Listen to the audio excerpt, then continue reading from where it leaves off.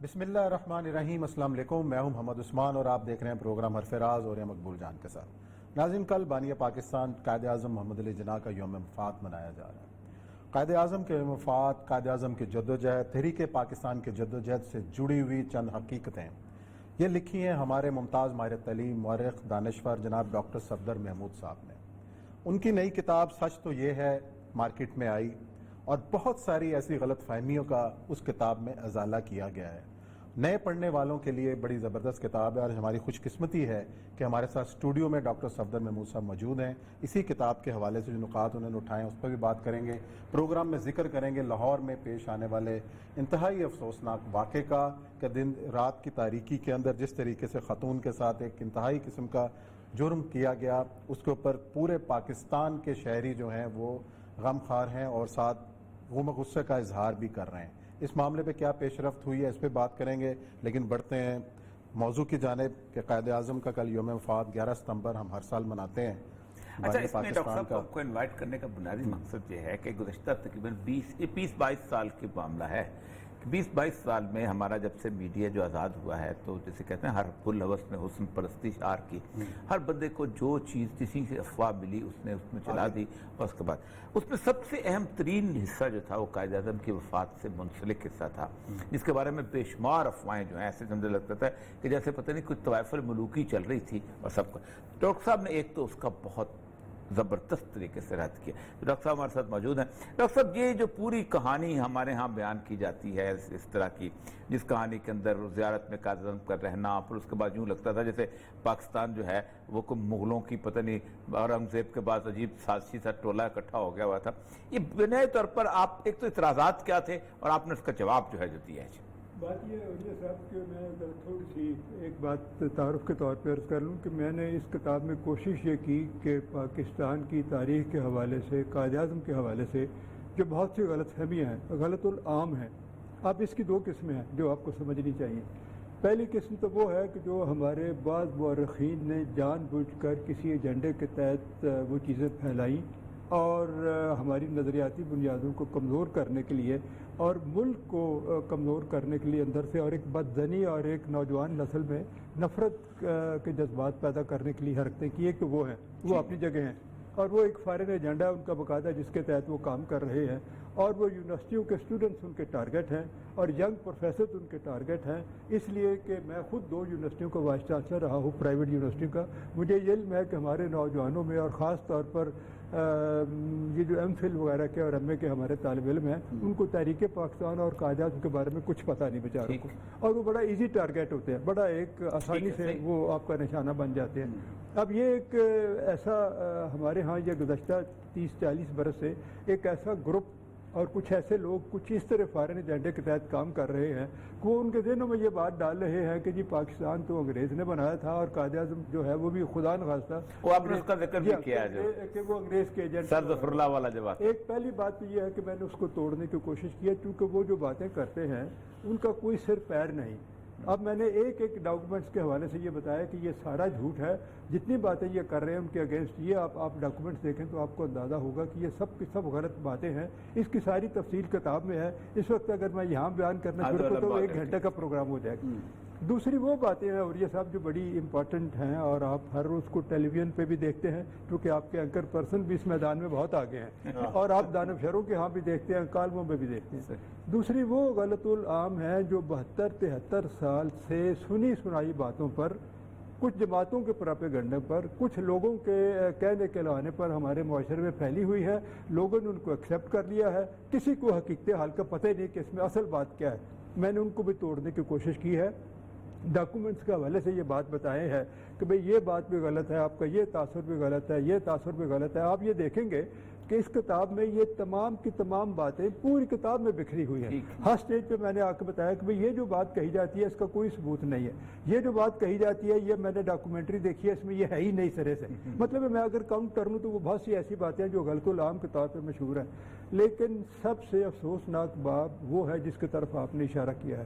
سب سے افسوسناک باب قائد اعظم کے حوالے سے ان کا زیارت میں قیام، ان کا کوئٹے میں مریض کی حیثیت سے اور ان کے زندگی کے آخری ایام۔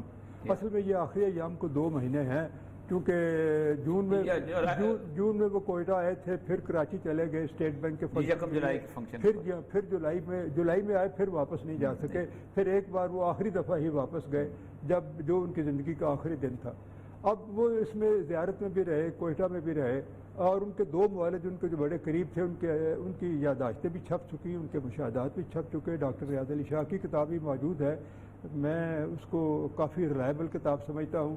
کرن لائی بش کی کتاب بھی موجود ہے، مس فاطمہ جناح کی کتاب بھی موجود ہے، لیکن ایک بات کی وضاحت اس حوالے سے کرنا ضروری ہے کہ مس فاطمہ جناح کی کتاب جو ہے مائی بردر، وہ ان کے انتقال کے کافی عرصہ بعد چھپی ہے، اور اس کے بارے میں بھی ایک متس ہے کہ جو اس میں سے کچھ پتہ نہیں کچھ لوگوں نے کاٹ دیا تھی کچھ چیزیں، وہ بھی ایک کہانی بنائی گئی ہے۔ نہیں، وہ اصل میں بات یہ ہے کہ میرا تو بڑا سیدھا سا سوال یہ ہے کہ یہ مسودہ ان کے انتقال کے بعد ان کے کاغذات میں ملا، اگر وہ اس سے مطمئن تھیں، کیونکہ وہ خود تو لکھتی نہیں تھیں، نہ وہ لکھنے نہ ان کا وہ لکھنے کا کوئی اہلیت تھی، وہ زبانی گفتگو کیا کرتی تھی۔ کہا جاتا ہے کہ وہ جی علانہ ان سے نوٹس لیا کرتے تھے، جی علانہ نے قائد اعظم پر بہت اچھی کتاب بھی لکھی ہے، چنانچہ وہ ان کو واقعات بتایا کرتے تھیں اور وہ اس حوالے سے ان کو چیزوں کو لکھتے چلے جاتے تھے، اور یہ مسودہ انہوں نے بنایا تھا۔ اگر وہ اس سے مطمئن تھی تو انہوں نے چھاپا کیوں نہیں؟ وہ اتنے برس ان کی زندگی میں کیوں پڑا رہا ان کے کاغذوں میں؟ پھر اس کے بعد جب اس کو ایڈٹ کیا تھا شریف المجاہد صاحب نے، اور انہوں نے اس میں جو غلط باتیں تھیں اور جو بالکل اپیرنٹلی اپیل نہیں کرتی تھیں اور بے سر و پا تھی، ان کو انہوں نے ایڈٹ کیا۔ بہرحال میں یہ کہنا، یہ بات ان کے آخری ایام کے بارے میں ہو رہی تھی، یار ان کے آخری ایام کے بارے میں خاص طور پر زیارت کے، خاص طور پر لیاقت علی خان اور ایمبولینس کا جو واقعہ اور ایمبولینس کا واقعہ اور ان کا لینڈ کرنا اور وغیرہ وغیرہ، اتنی باتیں پھیلائی گئی ہیں اور اتنی غلط باتیں جن کی کوئی بنیاد نہیں، بالکل بے بنیاد سنی سنائی ہوائی باتیں اتنی پھیلائی گئی ہیں کہ یار مجھے اب بھی پڑھ کے دکھ اور افسوس ہوتا ہے، چونکہ ابھی چند دن پہلے بھی آپ کے ایک بڑے بزرگ باریش بڑے سینئر کالم نگار نے ایمبولینس کے حوالے سے اور کراچی قائد اعظم کی آمد کے حوالے سے ایسی بے سر و پا باتیں کی کہ میں سر پکڑ کے بیٹھ گیا۔ اب یہ بات طے ہے، یہ بات اصل میں تو اینڈ میں آنی چاہیے، لیکن اب یہ چونکہ آ گئی، یہ بات طے ہو چکی۔ میں اس بات کو 10 ثبوتوں کے بعد یہ بات واضح کر چکا کہ لیاقت علی خان ایئرپورٹ پر قائد اعظم کی آمد کے وقت موجود تھے، اور وہ گاڑی پر ایمبولینس کے پیچھے گئے، اور جب ایمبولینس خراب ہوگی تو وہ ایمبولینس کے پاس کھڑے رہے جب تک دوسری ایمبولینس نہیں آئی اور ان کو گورنر ہاؤس نہیں لے جایا گیا۔ گورنر ہاؤس لے جا کر ان کو ان کے کمرے میں چھوڑ کر لیاقت علی خان گئے۔ اب گزشتہ 72 سال سے یہ بات اڑائی گئی ہے کہ جی لیاقت علی خان ایئرپورٹ پہ آئے، اس کو ایک سازش بنا لیا گیا۔ بھائی وہ موجود تھا، تمہیں کس نے کہا؟ اب اس کی بھی ایک بیک گراؤنڈ ہے۔ میں نے بڑا تفصیلی انٹرویو کیا تھا بریگیڈیئر نور حسین، جو اس زمانے میں کیپٹن نور حسین تھے، اے ینگ مین۔ پہلے تو یہ بات ذہن میں رکھیں کہ ایک فوج کا نوجوان کیپٹن، اس کا کوئی پولیٹیکل ایجنڈا نہیں، وہ ایک مخلص محبت والا آدمی، ایک عقیدت قائد اعظم سے، اور پھر ان کے وہ اے ڈی سی، وہ دن رات ان کی خدمت کرتے تھے زیارت میں، ایک ایک لمحے کے وہ عینی شاہد ہے، عینی شاہد ہے، خود انہوں نے ہر چیز اپنی آنکھوں سے دیکھی۔ میری ان سے بڑی تفصیلی ملاقاتیں رہی۔ وہ کہتے ہیں کہ جی میں نے خود دیکھا کہ جب ہم کراچی ہم نے لینڈ کیا ہے تو لیاقت علی خان کی گاڑی انٹر ہو رہی تھی جب ہم نکل رہے تھے، اور اس کی بیک گراؤنڈ وہ مجھے بتاتے ہیں۔ وہ کہتے ہیں جی بیک گراؤنڈ یہ ہے کہ مجھے مس فاطمہ جناح نے یہ حکم دیا تھا کہ قائد اعظم کی کراچی میں ارائیول پرائیویٹ ہے۔ اب آپ بھی رہے ہیں، جیسے وہ کہتے تھے، پروٹوکول بھی آپ بھی رہے ہیں، میں بھی رہا ہوں کہ جب کسی وزٹ کو پرائیویٹ ڈکلیئر کر دیا جائے تو government officers and government functionaries are not supposed to come to the airport, ان سے توقع نہیں کی جاتی۔ مقصد یہ ہوتا ہے کہ جی بندہ کوائٹلی جائے گا اور کوائٹلی وہ اپنی منزل پہ پہنچ جائے گا۔ اس واقعے کو آگے جاری رکھتے ہیں، یا بریک کا کہا جا رہا ہے، بریک لیتے ہیں، پھر آپ سے جو ہے نا اسی سلسلے کو آگے جوڑیں گے۔ ناظرین لیتے ہیں بریک کے بعد ڈاکٹر صفدر محمود صاحب کی باتیں جاری ہیں، اس کا ذکر کریں۔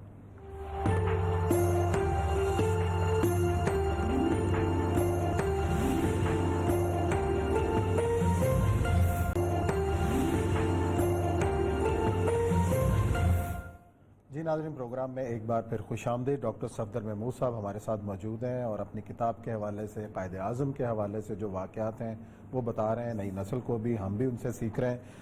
اپنا ڈاکٹر صاحب آپ ذکر کر رہے تھے لیاقت علی خان اور قائد ایمبولینس اور قائد اعظم کا جو آخری دن ہے زندگی کا، اس حوالے سے بہت سارے الزامات دیے جاتے ہیں لیاقت علی خان صاحب کے کردار کے حوالے سے. آپ نے ذکر کیا کہ وہ آخری وقت تک، آخری دن تک موجود رہے. اس حوالے سے ذرا بات اپنی جاری رکھیے. میں پہلے ذرا بات ایمبولینس والی، چونکہ وہ بڑی اہم ہے کہ یہ ایمبولینس لوگ سمجھتے ہیں کہ یہ کوئی سازش تھی اور یہ جان بوجھ کے کیا گیا. اس کی میں نے جو تفصیل سے تحقیق کی تو کیپٹن نور حسین کا یہ کہنا ہے کہ اس وقت کرنل نوئل جو گورنر جنرل کے ملٹری سیکرٹری تھے وہ کراچی میں تھے. انہوں نے کراچی میں جتنی اویلیبل ایمبولینس تھی وہ منگوائی، ان میں سے جو بیسٹ تھی وہ سلیکٹ کی. لیکن غلطی یہ کی کہ اس کے لیے ایک ایکسٹرا بھی جانی چاہیے تھی ایمبولینس، اگر خدا نخواستہ کوئی اس طرح کا واقعہ ہو. یہ غلطی کرنل نوئلز کی تھی. وہ ایمبولینس آئی اور وہ خراب ہوگی، اس میں کوئی سازش نہیں تھی. کرنل نوئلز نے اپنی طرف سے بیسٹ سلیکٹ کی. پھر یہ کہ ٹائم کا بڑا جھگڑا ہے. کیپٹن نور حسین جو اس گاڑی میں موجود ہیں اور رہنی شاہد ہیں اس سارے واقعے کے، ان کا یہ کہنا ہے کہ جی ٹوک only about half an hour, کوئی تقریباً آدھے گھنٹے کے اندر اندر دوسری ایمبولینس آ گئی تھی اور اس پہ ہم ان کو لے کر گورنر جنرل ہاؤس پہنچ گئے. اب یہ جو بات آپ کر رہے ہیں یہ بڑی اہم ہے. بے پناہ کنٹروورسی اور بے پناہ دھول اڑائی گئی ہے اس ضمن میں کہ لیاقت علی خان ان سے ملنے گئے. ابھی بی بی سی کے پروگرام میں میں نے یہ پڑھا اور سنا، وہ اس میں یہ تھا کہ جی وہ بغیر اطلاع کے، بغیر ٹائم لیے، بغیر اطلاع کے وہ وہاں پہنچ گئے اور ساتھ ان کے چوہدری محمد علی بھی تھے وغیرہ وغیرہ. یہ ساری باتیں غلط ہیں. اسی سے پھر یہ ایک تھیوری جنم لیتی ہے جو گزشتہ 50-60 برسوں سے ہمارے ہاں بہت بری طرح سرکولیٹ کر رہی ہے اور لوگوں کے ذہنوں میں بیٹھ گئی ہے. پوری کوشش کے باوجود ان کے ذہن سے یہ بات نکلتی ہی نہیں. وہ یہ سمجھتے ہیں کہ لیاقت علی خان اور قائد اعظم کے تعلقات بہت زیادہ خراب تھے اور لیاقت علی خان وہاں شاید کسی انٹریگ یا کانسپریسی کا ذہن لے کر آئے تھے. اب اگر آپ کتاب پڑھیں کرنل الہی بخش کی تو وہ یہ کہتے ہیں کہ جی لیاقت علی خان بہت ہی زیادہ پریشان، بہت ہی زیادہ غمگسار اور بہت زیادہ کنسرن تھے قائد اعظم کی صحت کے بارے میں.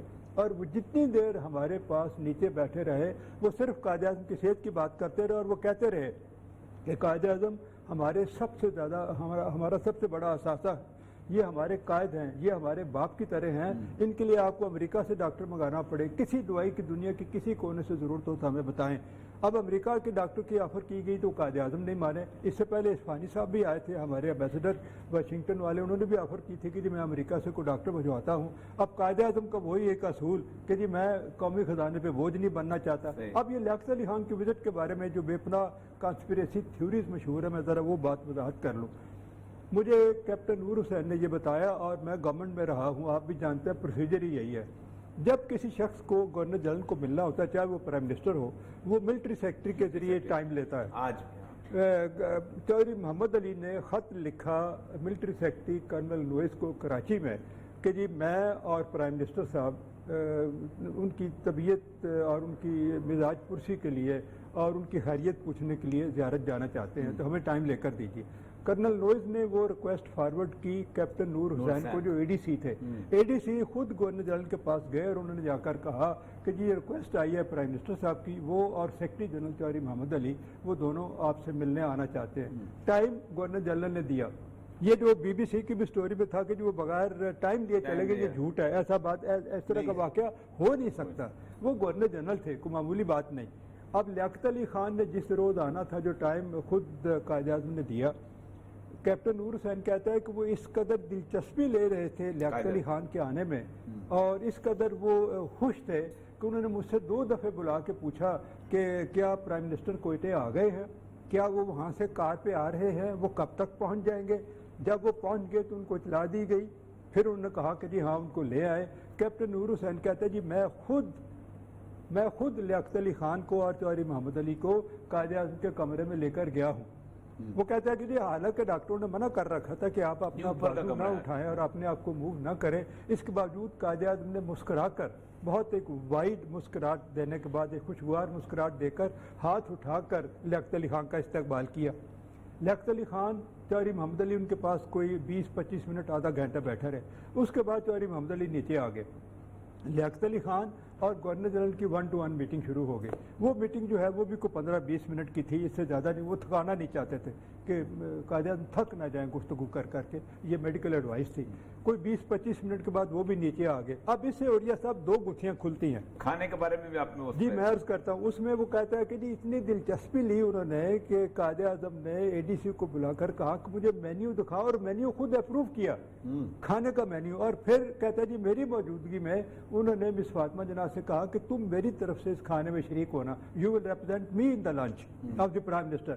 नीचे वो कहता है जी लंच हमारे ही कमरे में था, उसमें एडीसी था, कर्नल लाई बख्श था, प्राइम मिनिस्टर थे, चौधरी मोहम्मद अली थे, और जितनी देर वो बैठे रहे वो मुसलसल सिर्फ कायदे आज़म की सेहत के बारे में गुफ्तगू करते रहे, उनका इलाज बेस्ट क्या हो सकता है, कैसे हो सकता है, ये गुफ्तगू जो थी यही वहाँ होती रही। कायदे आज़म को सेकुलर साबित करने के लिए एक हमारे कॉलम नगार और एंकर ने जगन्नाथ को तराने का जो इसको आपने इतना बड़ा कॉलम लिखा, वो उसकी जो एक तो मैं शायर हूँ, अगर वो तराना मुझे दिया जाता तो मैं नाले में फेंक देता हूँ। जगन्नाथ पे भी इल्जाम में इतना बुरा तराना लिखा हुआ, आप उसका जरा सा नहीं देखिए, बात पहली तो ये है कि जगन्नाथ के आजादे के तराने का किसी किस्म का कोई वजूद मौजूद नहीं है।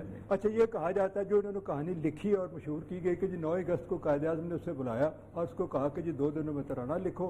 उन्होंने 2 दिनों में तराना लिखा, वो अप्रूव हो गया और वो 1.5 साल तक रेडियो पाकिस्तान से चलता भी रहा, ब्रॉडकास्ट भी होता रहा। खुदा के बंदो, कोई अकल की बात करो।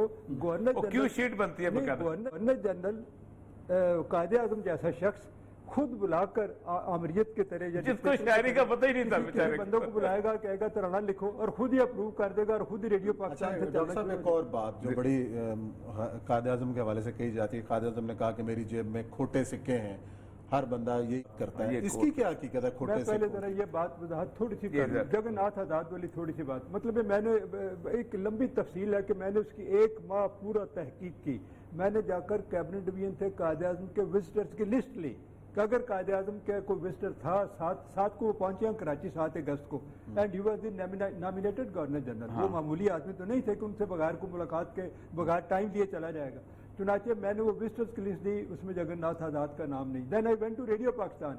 रेडियो पाकिस्तान का हल्फिया बयान, स्टेटमेंट ऑन ओथ मेरे पास है कि इस नाम के किसी शख्स का कोई तराना कभी रेडियो पाकिस्तान से ब्रॉडकास्ट नहीं हुआ। स्क्रिप्ट रीडर थे, उनका वो है, उनका पहला तराना उनका लगा है। ये पाकिस्तान बनाने वाले खोटे सिक्कों के हवाले से जो बात इसलिए मतलब ये तो बात है ही बेबुनियाद, इसका सिर पैर नहीं। चलो इस बात को तो खत्म करते हैं। आपका सवाल इस जमाने में क्या था, आपको नहीं पता? खोटे सिक्के का जो कहा जाता है, मेरी जेब में खोटे सिक्के, मैंने इसमें बड़ी तहकीक की है। आज जाकर इन लोगों को सिर्फ एक एविडेंस मिलता है जो मेरे नज़दीक इंतहाई ज़ईफ़, और वो मेरे नज़दीक कोई एविडेंस काबिल एतबार है नहीं। ये कहते हैं कि जी सिकंदर मिर्ज़ा ने अपनी किताब में ये लिखा है कि कायदे आज़म ने मुझसे क्या गवाह ढूंढा। ये बात मुझे अपील नहीं करती कि सिकंदर मिर्ज़ा जो सिविल सर्विस का एक मुलाजम, जॉइंट सेक्रेटरी, एडिशनल सेक्रेटरी के लेवल का कम होगा, वो ये 47 की बात करते हैं, 47 की जो उस जमाने में वो बंदा, उसका ये स्टेचर या उसका ये लेवल के कायदे उससे इतने बेतकल्लफ हो उसको कहें कि जी मेरी जेब में खोटे सिक्के डाल दिए गए हैं। या जिस तरह लोग कहते हैं कि उन्होंने कहा कि जी पाकिस्तान मैंने बनाया और एक टाइपराइटर नहीं, ये भी झूठ है। यार ये बात जो है ना, असल में ये बातें ट्विस्ट है, मैं इसलिए इसको क्लैरिफाई कर रहा हूँ। ये बातें ट्विस्ट की गई है। 1930 की लेट की बात है कि किसी कॉरेस्पॉन्डेंट ने सवाल किया था कायदे आज़म से कि जनाब मुस्लिम लीग की मकबूलियत का क्या हाल है। उस वक्त जब वो 35 में आए हैं इंग्लैंड से वापस, 34 लोग कहते हैं वो गलत है। वो परमानेंटली वो 35 में आए, आपने तकरीर भी लिखी है। 35 में आने के बाद उन्होंने आके मुस्लिम लीग को रीऑर्गेनाइज करना शुरू किया, इसमें जान डालना शुरू की। उस दौर में किसी ने पूछा कि जी मुस्लिम लीग की ऑर्गेनाइजेशन का क्या हाल है, तो उन्होंने कहा कि फिलहाल मुस्लिम लीग मुझ पर और मेरे टाइपराइटर पर, अब उसको पाकिस्तान तक फैला दिया। ये झूठ है, खोटे सिक्के वाली बात बिल्कुल झूठ है। कायदे आज़म अपने साथियों के बारे में कभी ऐसी बात कंटेम्प्चुअस नहीं कह सकते थे। कायदे आज़म से 3 बार जिंदगी में पूछा गया, 3 बार, इन 3 different interviews and on 3 different occasions कि जी पाकिस्तान किसने बनाया, पाकिस्तान आपने बनाया। उन्होंने कहा नहीं, एवरी वन ऑफ यू, आप में से हर शख्स का ये कंट्रीब्यूशन था, हर शख्स ने इसके लिए काम किया।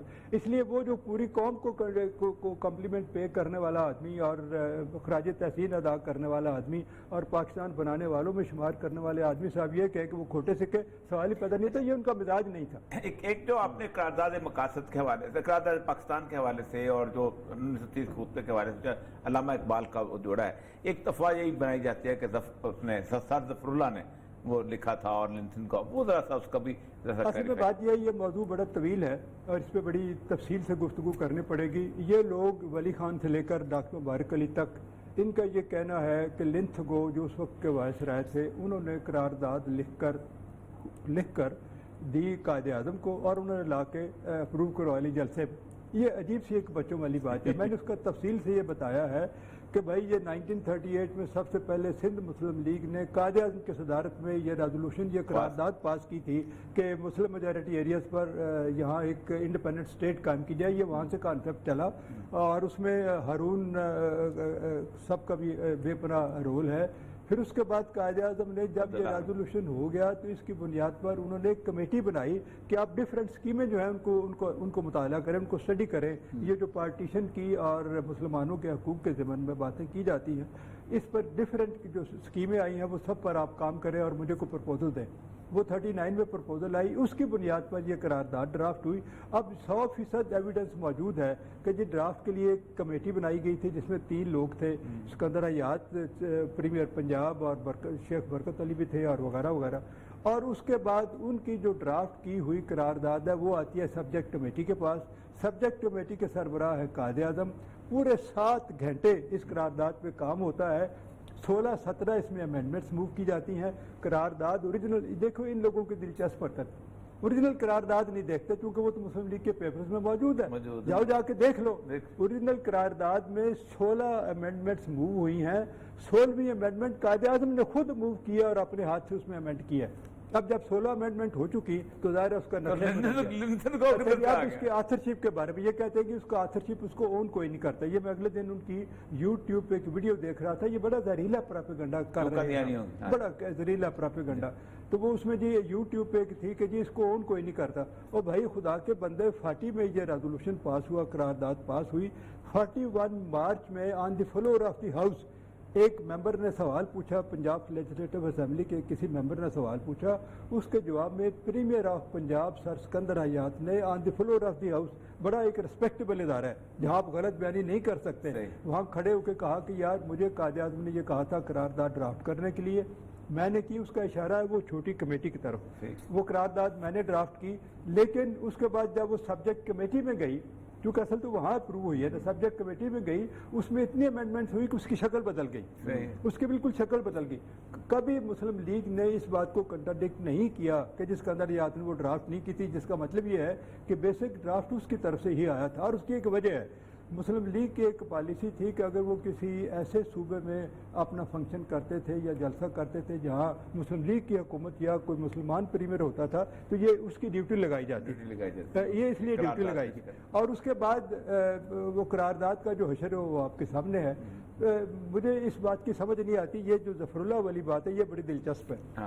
اب درمیان میں انہوں نے یہ اڑا دی کہ جس سر ظفر اللہ خان نے یہ قرارداد لکھ کر دی تھی لنتھگو کو, یہ اڑا دی. اچھا سچی بات یہ ہے کہ میں نے سر ظفر اللہ خان کے کاغذات اور اس کی ہر چیز اسٹڈی کی ہے.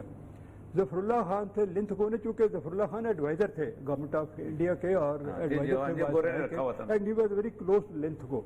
لنتھگو نے ان کے ذمہ لگایا تھا کہ جی آپ یہ ہندو مسلم مسئلے کے لیے آپ کے ذہن میں جو آتا ہے وہ حل تلاش کیجیے.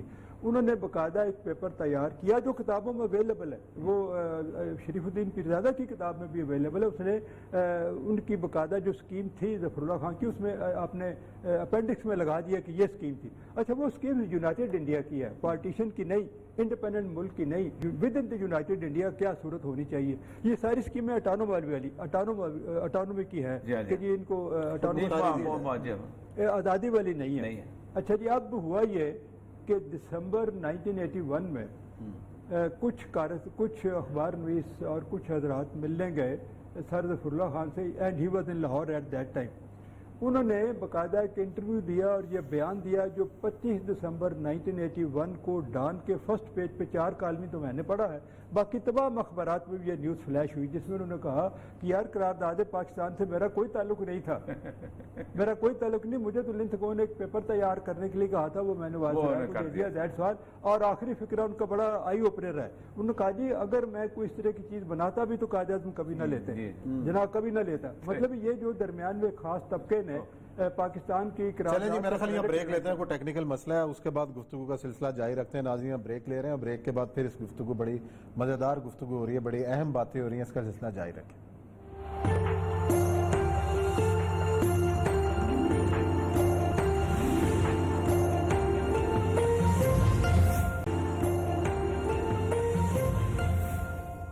جی ناظرین، پروگرام میں خوش آمدید. ہم بات کر رہے ہیں ڈاکٹر صفدر محمود صاحب سے. ڈاکٹر صاحب، آخری سوال میرا جو بڑا امپورٹنٹ سوال بھی ہے کہ قائد اعظم پاکستان کا کس قسم کی ریاست انہوں نے سوچا تھا کہ ہم بنائیں گے؟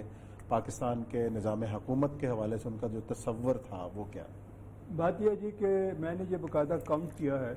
قائد اعظم نے قیام پاکستان سے پہلے، پارٹیشن سے پہلے 101 بار 101 بار اور پاکستان بننے کے بعد اپنی وفات تک 14 بار یہ کہا کہ پاکستان کے دستور کی بنیاد اسلامی اصولوں پر رکھی جائے گی.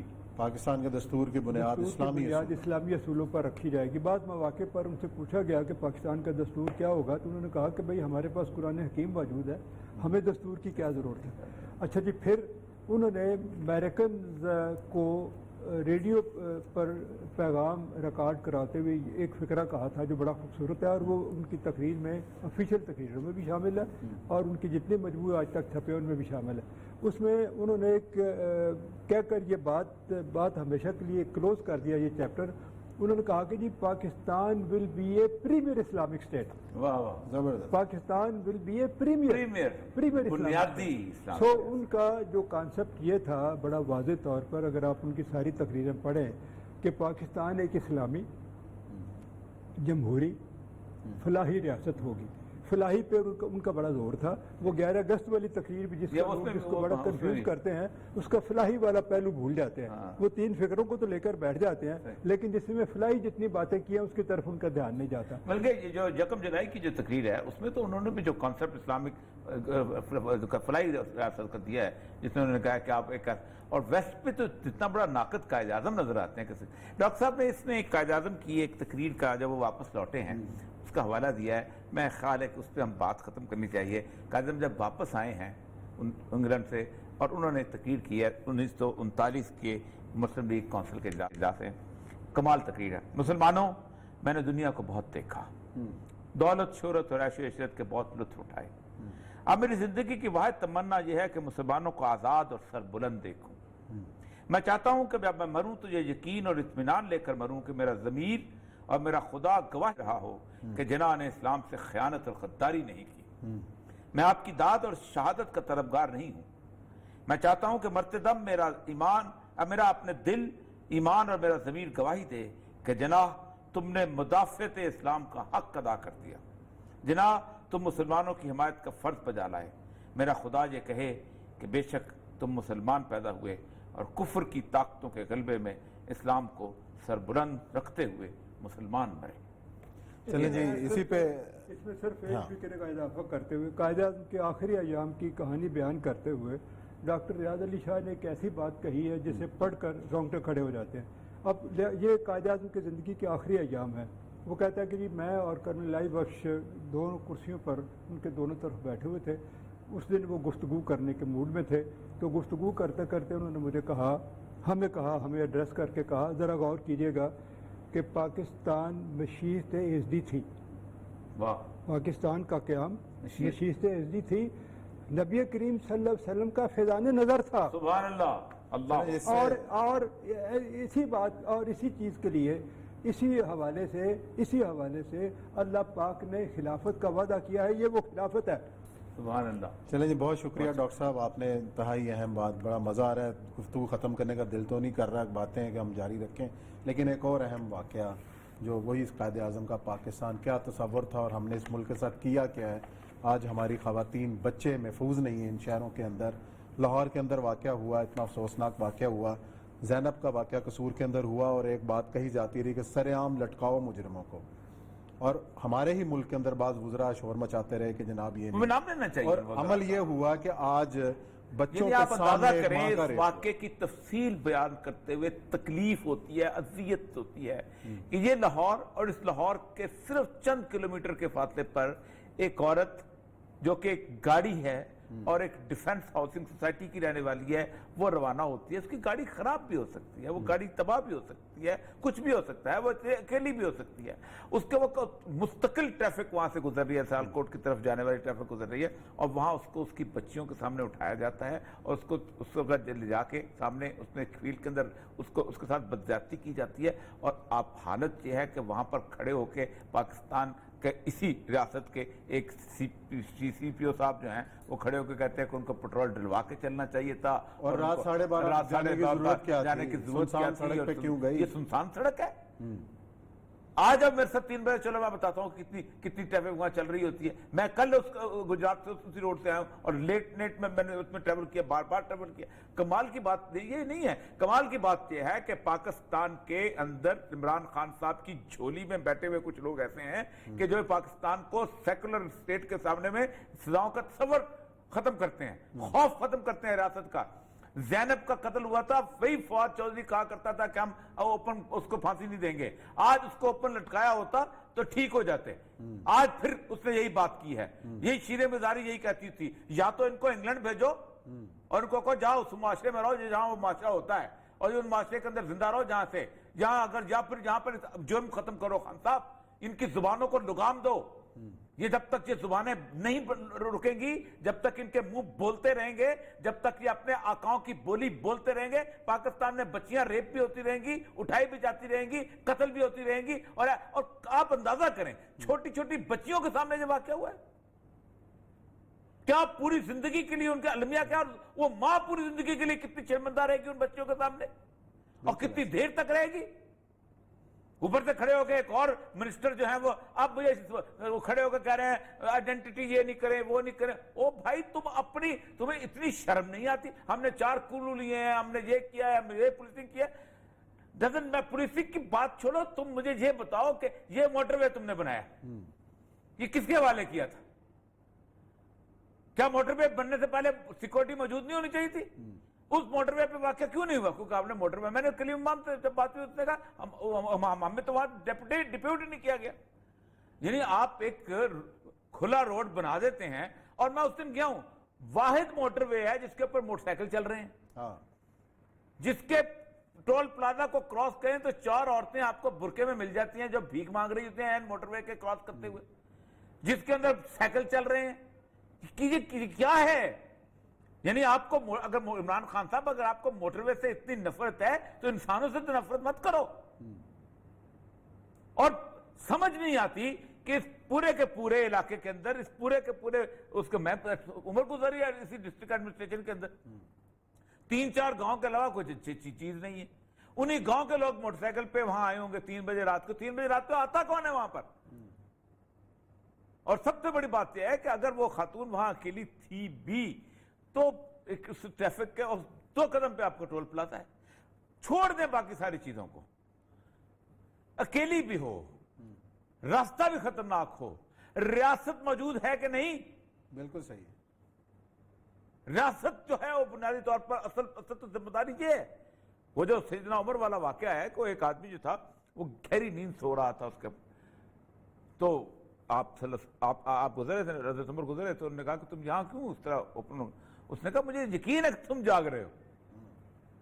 عمران خان صاحب تمہیں جاگنا چاہیے، اس سی سی پی او کو جاگنا چاہیے، اس نئی ایڈمنسٹریشن کو جاگنا چاہیے۔ جس دن یہ واقعہ ہوا اس دن تو یہ لڑائی ہو رہی تھی کہ آئی جی اور سی سی پی او، تو ایسے ہی ہونا نا، اب محکمے کا مورائل جب اب اس طرح رکھیں گے تو نیچے تک کیا ہو؟ جہاں میں آپ کو بتاؤں، میں نے آج اس کی وہ جب منٹس ہوتے ہیں نا پروموشن کے، وہ میں نے پڑھے، وہ چل رہی ہے خبر بھی۔ اچھا، وہ میں نے 3 دن پہلے پڑھے تھے، اب تو اوپن ہو گئے۔ اس منٹس میں جو اس کی رپورٹ پرائم منسٹر تک پہنچی ہے اور جس کو پرائم منسٹر نے پڑھا ہے اور پڑھنے کے بعد اس کی پروموشن ریجیکٹ کی ہے، پارٹ آف دا منٹس ہیں کہ یہ بندہ ایک فلاں ڈی ایس پی کے تھرو تھانے داروں سے پنتھلی یہ پیسے لیتا ہے، اس کو اپروو کرنے کے بعد اس کو 21 گریڈ میں پروموٹ نہیں کیا جاتا، اس کو آپ لگا دیتے ہیں۔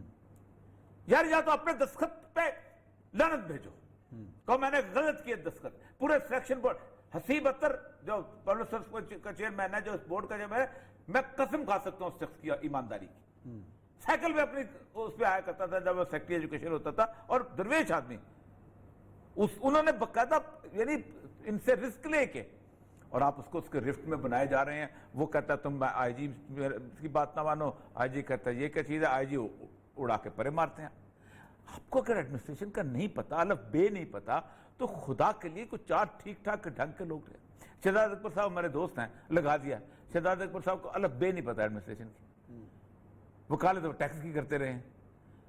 वकालत से तो एडमिनिस्ट्रेशन, वकील को क्या पता होता है एडमिनिस्ट्रेशन क्या होती है, लेकिन नहीं। और वो खड़े होके वो डिफेंड। आज मुझे तकलीफ इसलिए हुई है कि वो सीसीपीओ के चेहरे पर एहसास नदामत भी नहीं था। मैंने ये कर दिया, मैं विलेज पुलिस और ये है हमारी बेटी है और फला, ये कह इन अल्फाज से कहने से तो कुछ नहीं होता। चले जी देखते हैं कब इनको इंसाफ मिलता है, कब उन सज़ाओं पर अमल दरामद होता है कि ये माशरा इन बुराइयों से निजात हासिल करे। इसी नोट पे इस प्रोग्राम का इख्तिताम करते हैं। इंशाअल्लाह पीर को नए मौज़ूआत के साथ आपकी खिदमत में हाजिर होंगे। अपना ख्याल रखिएगा। अल्लाह हाफिज़।